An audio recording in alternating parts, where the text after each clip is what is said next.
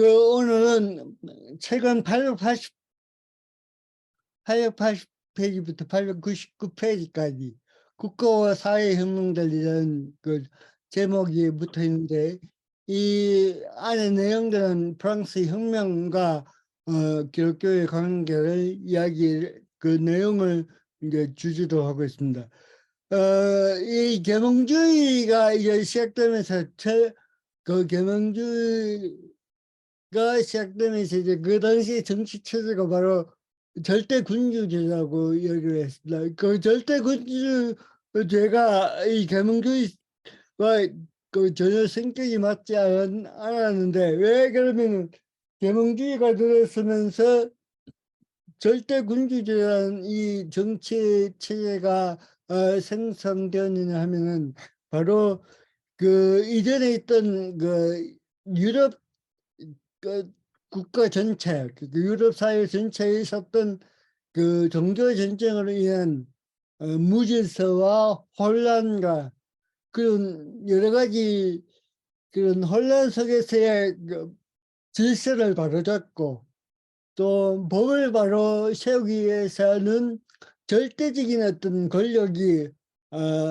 필요했기 때문에, 계몽주의와는 전혀 성격이 다른 그 절대군주제가 성립될 수밖에 없는 그런 상황이었다는 거죠. 그러니까 절대군주제는 어떻게 보면 종교 전쟁의 결과라고, 그렇게 어쨌든 계몽주의도 그렇고 절대군주제도 그렇고, 어떻게 보면 그 이전에 있었던 그 종교 전쟁의 결과라고 그렇게 이야기를 할 수 있을 겁니다. 그래서 이 군주제가 들어서서 했던 여러 가지 그 작업들 중에서 이제 기독교와 관계 있던 것들은 뭐냐면은, 교회를 세속화했다는 거죠. 교회의 여러 가지 재산과 또 그 교회에 있었던 모든 그 물건들을 이제 철저하게 그 국가의 소유로 만들어버리고 국유화하는 그런 작업을 많이 하고, 이제 또 중요한 것은 뭐냐면은, 그 이전에는 국가와 교회가 어떤 동등한 그런 위치에 있었다면, 이제 이 절대 군주제가 들어서면서 이제 국가에 소속된 하나의 기관으로서 교회가 그 위치하게 되는 거죠. 이게 어떻게 보면은 이제 이 계몽주의가 들어서고, 이제 절대 군주 체제가 들어서면서 교회 위상이 이렇게 변화되었다는 것을 우리가 또 계속해서 그 봐왔습니다. 그리고 이 교회는 국가의 하나의 기관으로서 이제 어떤 역할을 주로 해주냐면은, 절대 군주제의 정당성을 확보하게 한 그 정당성의 하나의 이데올로기를 만들어내는 그런 역할을 했던 게 바로 이 교회였다고 그렇게 이야기를 할 수 있습니다. 그러면서 이제 이 그 일반적인 어떤 그 국민들 속에서의 어떤 이 교회 종교의 역할은 철저하게 개인적인 어떤 그런 그 신앙으로 이제 그 위상이 또 변했다. 왜냐하면 이전까지 우리가 지난 패러다임에서 살펴보았던 것처럼, 그 계몽주의 이전까지는 모든 어떤 그 삶의 그 전반에 어떻게 보면 가톨릭 내지는 정교화된 그런 상황이었다고 그렇게 이야기를 했습니다. 프랑스의 혁명은 바로 이런 절대군주제와 계몽주의가 전혀 이렇게 어울릴 수 없는 그런 상황에 있으면서, 또 하나의 큰 문제가 뭐냐면은 프랑스의 그 국가 재정이 완전히 이제 이런 전쟁과 또 프랑스의 여러 가지 그 국가 간의 그 전쟁을 통해서 재정적인 파탄이 엄청났다고 합니다. 그래서 이 재정적인 파탄을 이제 극복하기 위해서 이제 그 상부회의를 개최하겠습니다. 이 상부회의는 원래는 1302년부터 존재했던 그런 회의인데, 그 당시에 프랑스에는 이제 1계급, 2계급, 3계급이 있었습니다. 그 1계급은 뭐냐면 고위 성직자가 1계급이었고 귀족들이 2계급이었고, 그러니까 고위 성직자 말고 귀족 말고 나머지 거의 대부분을 차지하는 평민들을 3계급이라고 합니다. 이 3계급 안에는 이제 고위 성직자에 포함되지 않은 하급 성직자까지 이제 이 3계급에 포함하고 있습니다. 그래서 이 3부회를 개최한 이유가 뭐냐면, 프랑스가 재정 파탄을 해서 국가 재정 파탄을 해서 이제 국가 재정을 어떻게 충당하기 위해서 조세 제도를 좀 개편해 가지고 세금을 어떻게 징수해서 국가의 재정에 기여하겠다는 그런 의도로 이제 이 3부 회의를 개최했는데, 이 3부 회의 대표자들이 이런 절대 왕정에 대한 이런 제안을 거부하고 철저히 모든 제안들을 거부하고 이제 어떤 자신들의 어떤 민주적인 그런 의사를 관철시키려고 했던 그런 일들이 일어나면서 이제 프랑스 혁명은 시작되었고, 이제 우리가 잘 아는 것처럼 1789년 7월 14일 날 이 바스티유 감옥에 정치 수용소였던 바스티유 감옥에 이제 석책을 함으로써 이제 혁명이 시작되게 되는 거죠. 그러면서 이런 혁명에 이제 어떻게 보면 큰 영향력을 끼쳤던 사상이 뭐냐면 볼테르라는 그 사상가였는데, 이 볼테르는 철저하게 이신론자였습니다. 이신론자는 뭐냐면 우리가 계속 이야기했던 것처럼 뭐냐면 그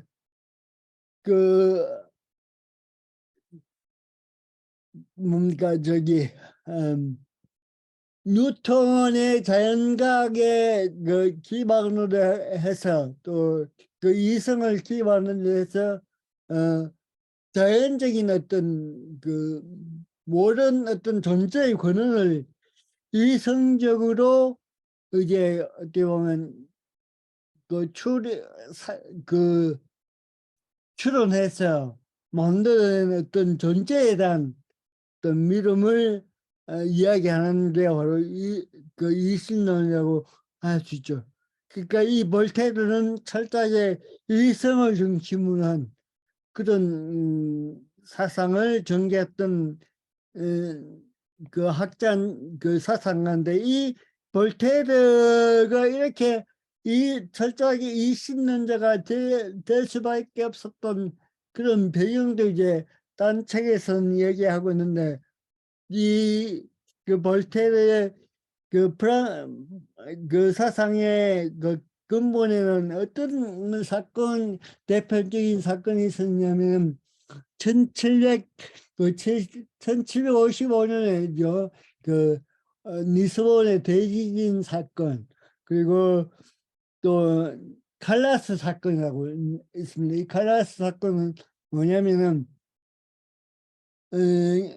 칼라스라는 그 상인이 있었는데 이 상인의 아들이 이제 이 칼라스라는 이 상인은 원래 개신교 프로테스탄트였는데 그 아들이 이제 가톨릭으로 이제 전향하려고 하다가 이제 아버지의 반대에 의해서 이 아들이 자살을 하게 됩니다. 자살을 하게 되는데 그 사건을 이제 이 프랑스의 가톨릭 교회가 이제 이 아버지를 완전히 이제 아들을 죽인 범인을 이제 이렇게 몰아서 처형시키는 그런 이제 사건을 보면서 종교에 대한 회의 또 기독교에 대한 회의 그래서 철저하게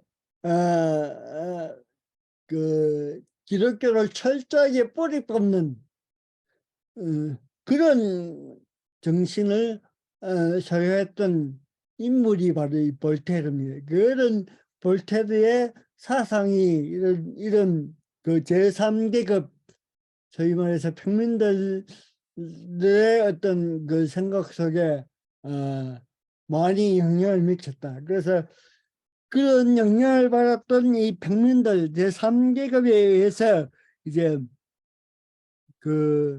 프랑스 대혁명이 일어나는 거지.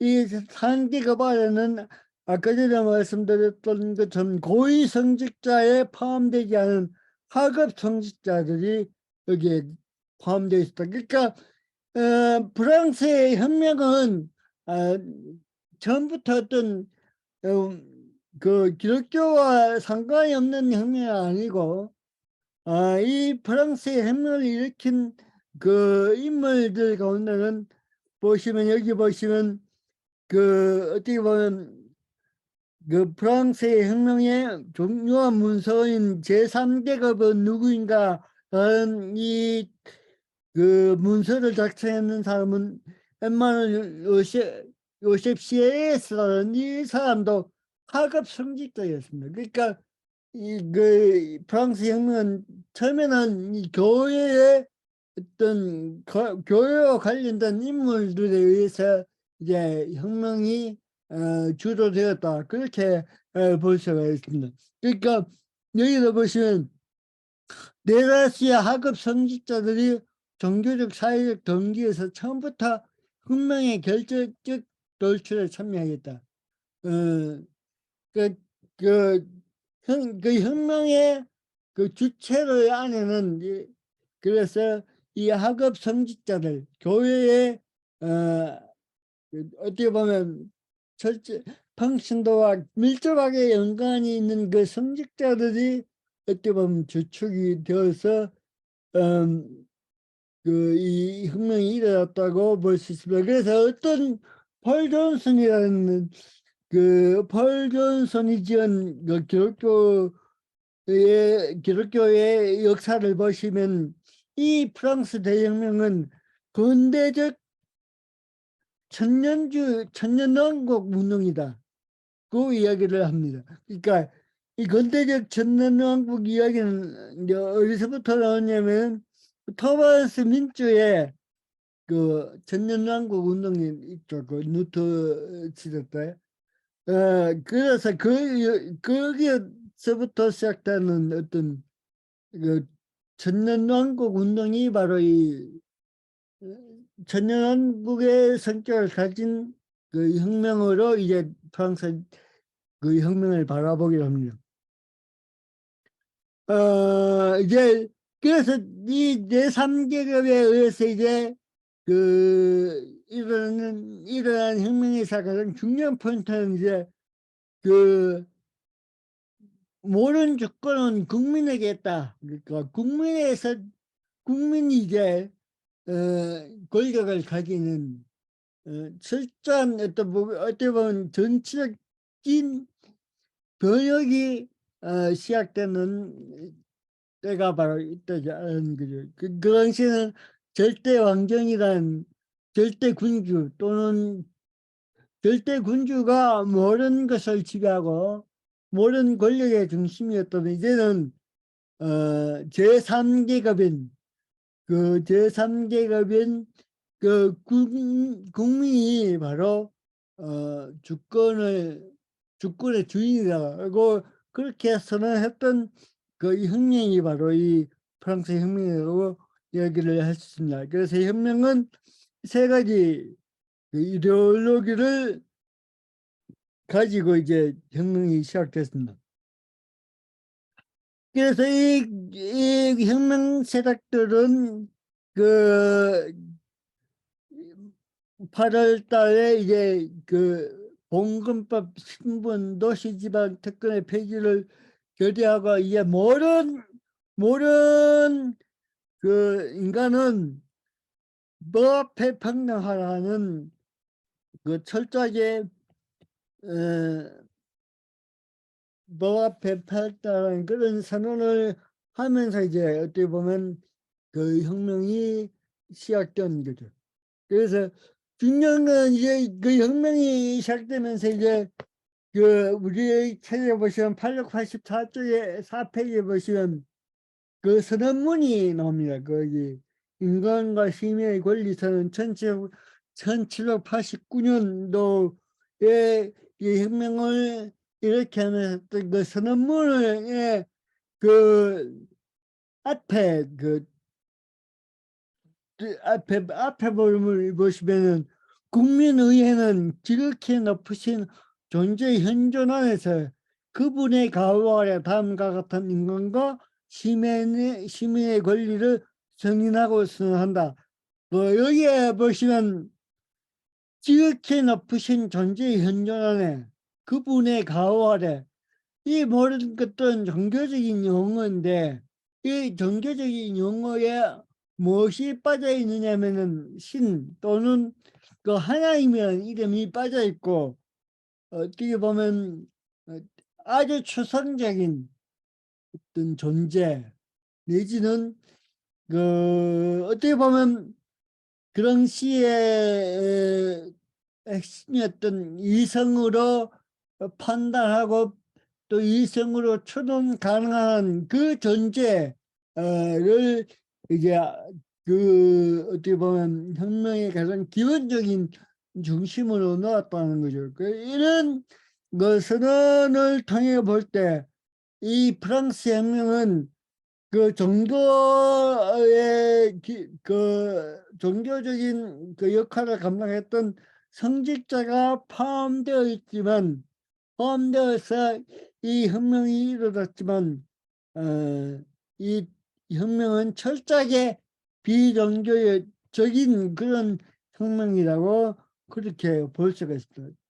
어떻게 보면 이 혁명을 일으킨 사람들의 어떤 이념 속에는 철저하게 기독교를 반대하고 기독교를 예면해버리고 종교를 예면해버리고 철저하게 이신론적이고 이성주의적인 계몽주의적인 그런 어떤 이념을 가지고 이제 이 혁명이 시작되었다고 그렇게 이야기를 할 수가 있습니다. 그래서 이 선언은 이제 정치 중심적인 권력의 이동이 이제 결과가 되었고, 그래서 이런 선언들은 이제 계속해서 이 유럽 세계 또는 그 당시에 신대륙의 이제 중심을 가지고 있던 북아메리카 지역의 어떤 미국 혁명에도 영향을 끼치는 그런 엄청난 폭발력을 가진 혁명으로 이제 일어나게 되는 거죠. 이럼에도 불구하고 이제 가톨릭 성직자를 여기서 가톨릭 성직자는 주로 하급 성직자를 이야기하였는데 이 하급 성직자 외에 또 앞에서 고위 성직자들 또 일부분은 이런 선언에 참여하게 됩니다. 그래서 이렇게 보시면 이제 이 프랑스 안에 이 가톨릭은 두 분류로 이제 또 분열이 되는 거죠. 한 부류는 이제 그 철저하게 이 혁명을 찬동하고 그래서 그러면서 철저하게 비종교적인 형체의 이제 그런 세력으로 이제 이 혁명을 주도하는 세력으로 이제 또 분열되고 또 한편으로는 이제 철저하게 그 교황을 중심으로 한 그 기본적인 종교심을 가진 그 가톨릭을 고수하려는 그런 이제 그 세력과 분열이 이제 프랑스 가톨릭 안에서 일어나게 됩니다. 그래서 이런 분열이 일어나면서 어떤 사건이 생기냐면 이 혁명 세대에 찬동하지 않고 동의하지 않는 이 사제들이나 그 종교인들은 철저하게 박해를 받는 그런 현상들이 이제 이 혁명의 과정 속에서 일어나게 됩니다. 이제 그래서 프랑스 혁명에서는 이제 그 아까 얘기했던 것처럼 혁명에 동의하는 세력과 동의하지 않는 세력이 이제 둘로 나뉘어짐으로써 이 동의하지 않는 이 세력들은 철저하게 이제 박해를 받게 되는데 이 그랑시에 그 다른 책을 참고해 보면은 이 프랑스 안에 있던 내부의 가톨릭은 철저하게 이제 어떤 그 안에 구성원들이 어떤 형태로 이제 조직되어 있었는가 하면 대부분이 부유한 그 집안의 어떤 출신들의 그 자녀들이 이런 뭐냐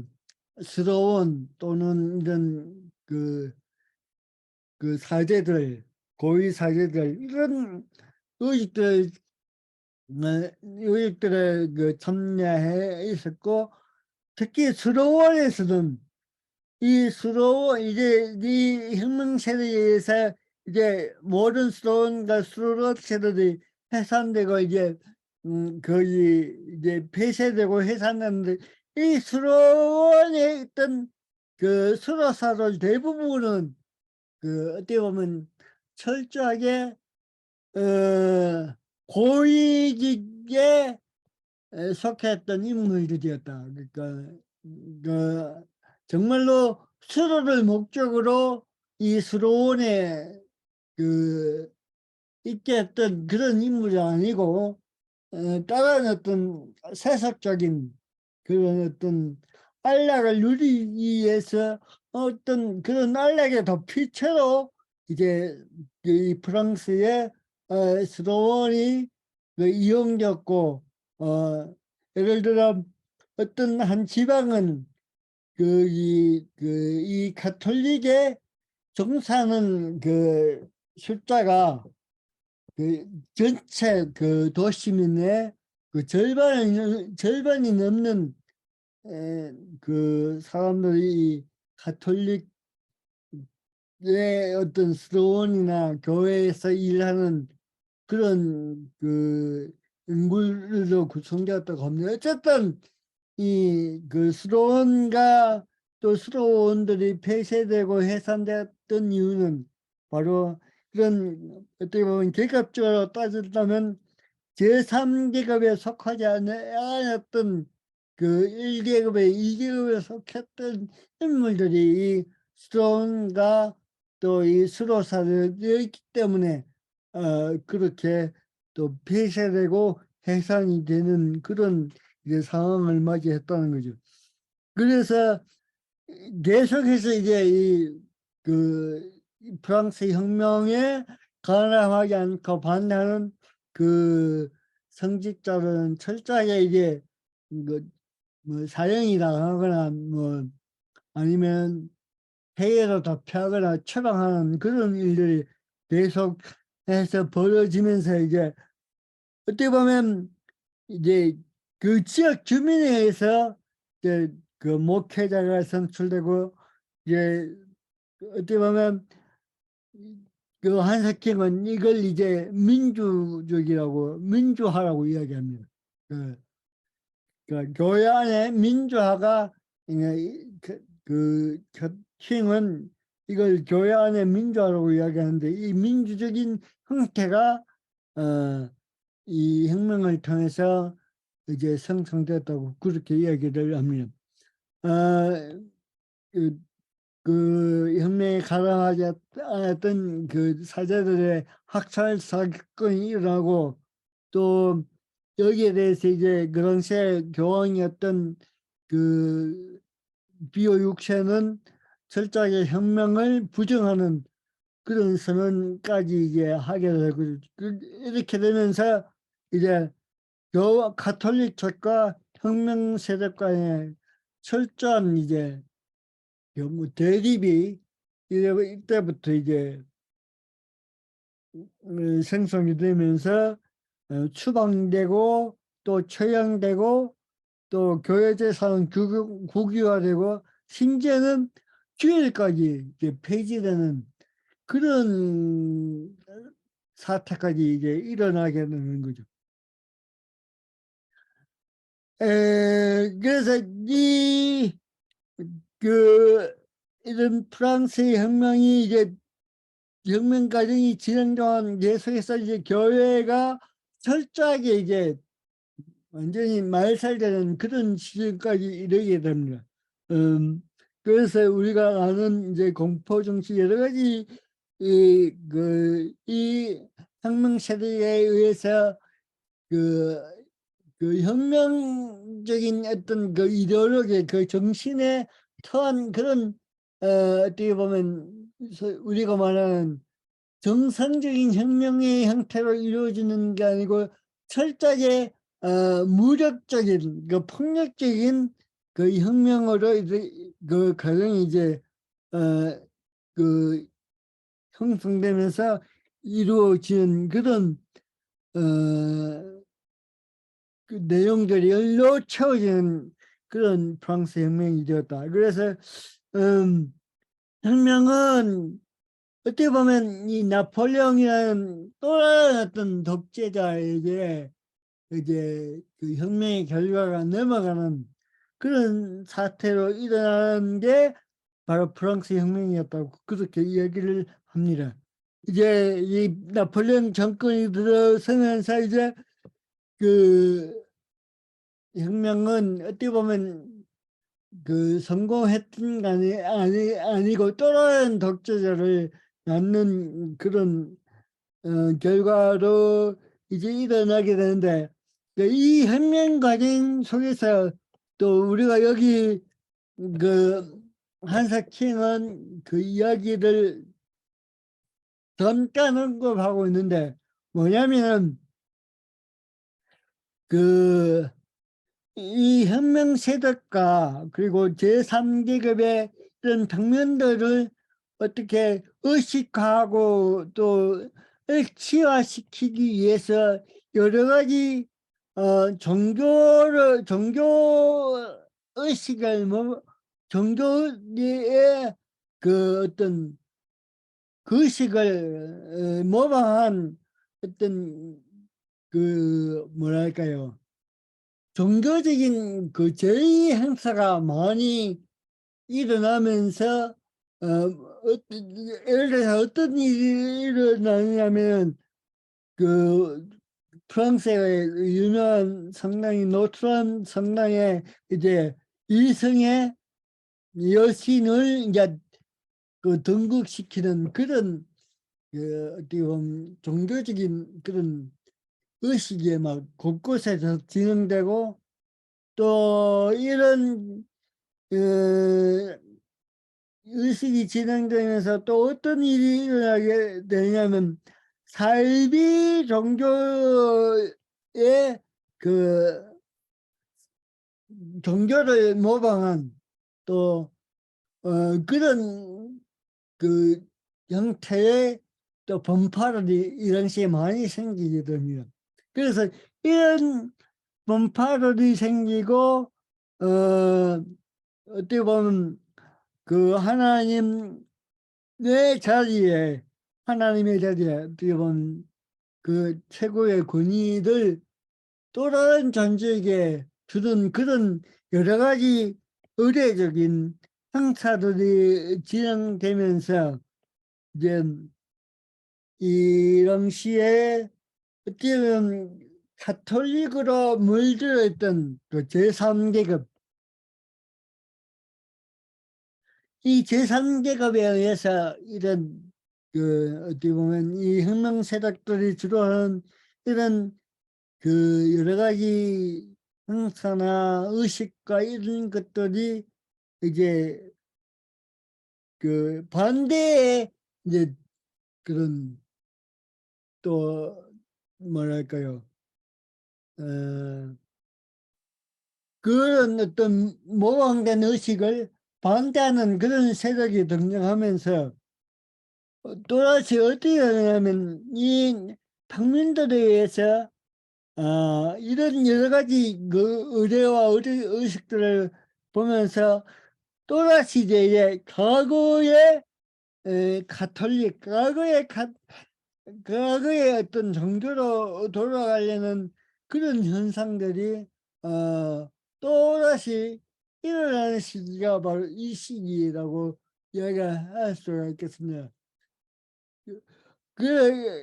이렇게 이야기를 할 수 있습니다. 프랑스의 혁명은 처음에는 어떻게 보면 평등과 여러 가지 민주적인 어떤 그런 이념을 가지고 시작됐지만 그 이 이념들이 이 프랑스 혁명이 진행되는 동안 그 이런 이념들이 약화되고 또 오염되기 시작하면서 다시 그 혁명 이전에 그 형태로 돌아가려는 그런 그 여러 가지 그 운동들이 일어나게 된다는 거죠. 그래서 어떻게 보면 그렇게 그 혁명들의 부정적인 결과 때문에 그 혁명 이전의 상태로 돌아가려고 하는 그런 어떤 그 욕구, 그런 염원 가운데 하나가 바로 이 나폴레옹의 등극이라고 그렇게도 이야기를 할 수 있을 것입니다. 그래서 어쨌든 이제 프랑스 혁명은 그 유럽 사회나 어떤 기독교나 그 정치적으로 또는 그 사상적으로 많은 영향을 초래했지만 또 부정적인 어떤 측면은 바로 그 새로운 또 형태의 복고주의를 선언하는 그 다음 시간에 이야기하겠지만 옛날로 돌아가려는 그 혁명 이전으로 돌아가려는 그런 욕구들이 이제 어떻게 보면 또 심하게 표출되는 시기가 바로 이 혁명의 시기였다고 그렇게 이야기를 할 수가 있습니다. 프랑스 혁명은 그래서 이제 한석형은 이렇게 프랑스 혁명을 이야기하면서 이렇게 평가를 하고 있습니다. 프랑스 혁명은 경제적 사회적 변혁이라기보다는 정치 문화적 사회 문화적 변혁이었으며 종교와 교회가 심각한 타격을 받았다. 교회는 세속 권력을 상실하였고 또 성직자들이 상당 부분을 잃어버렸고 가톨릭은 갈수록 이제 반혁명적이고 노마 교황 중심주의 노선으로 대체되었다. 그래서 이 혁명이 끝나면서 다시 이제 로마 교황 중심주의로 회귀하려는 그런 일들이 또 벌어지는 시기가 바로 이 시기였습니다. 그래서 이제 그럼에도 불구하고 이런 혁명을 통해서 일어났던 결과는 뭐냐면은 시민 계급이 성장되었고 이제 국가적 시민 종교, 다시 말해서 그 혁명 이전까지 교회가 모든 문화와 교육을 주로 하고 어떤 그 중심적인 역할을 했다면 이제 이 혁명을 통해서 이제 국가라는 주체가 모든 교육과 문화의 그 중심 체적으로 급부상하는 그런 결과를 이제 맞게 되었다고 합니다. 그리고 하나는 철저하게 이제 세속화의 어떤 길을 이제 이 혁명을 통해서 이제 긋기 시작했다고 그렇게 이야기를 할 수 있습니다. 그리고 이제 이제 그래서 또 한편에는 이제 어떤 무신론자들이 이 철저히 어찌 보면 그 프랑스 혁명이라는 게 한편에서는 그, 그 교회를 적대시하고 종교를 적대시하는 측면에서 볼 때는 처음부터 어떻게 보면 무신론적인 요소를 가지고 출발했지 했다고 이야기를 할 수 있겠지만 이 혁명을 지나면서 이제 어떻게 보면 이 무신론자들이 이제 또 다른 어떤 세력으로 급부상하는 계기를 만들어준 시기가 바로 이 혁명의 시기였다고 그렇게 이야기를 할 수 있습니다. 그리고 이제 가톨릭적 보수적 성직자 중심주의적 언권주의적 어떻게 보면 그 제1계급 또는 제1계급 2계급의 계급이 주라는 그런 문화가 이제 제3계급의 계급이 주라는 문화로 이제 변화되는 시기가 바로 이 시기였고 이렇게 이런 변화를 겪으면서 결국 교회는 이런 무신론자들의 세력과 어떤 이런 그 철저하게 국가적인 세속화된 그런 문화적 세력에 의해서 교회는 개토화됐다. 어떻게 보면은 그 철저하게 이제 국가와 교회가 분리되고 또 시민과 또 교회가 분리되고 하나의 어떤 개별적이고 개인적인 어떤 종교 형태로 이제 완전하게 그 자리를 잡는 그런 현상들이 이 혁명의 결과를 통해서 일어났다고 그렇게 볼 수가 있습니다.